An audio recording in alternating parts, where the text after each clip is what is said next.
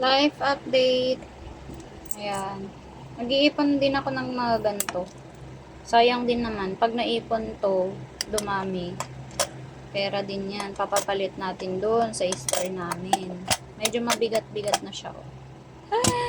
Ang cute, di ba?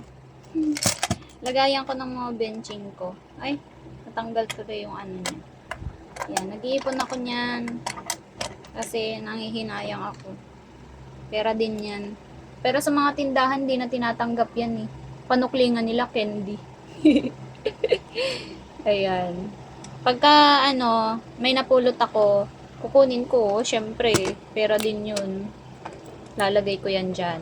Tapos, pagka may mga sukle, benching ko, 5 cents, nilalagay ko dyan. O, pag naipon yan,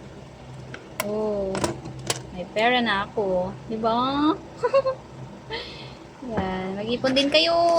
Kahit benching ko yan, dadami yan. Pera din yan.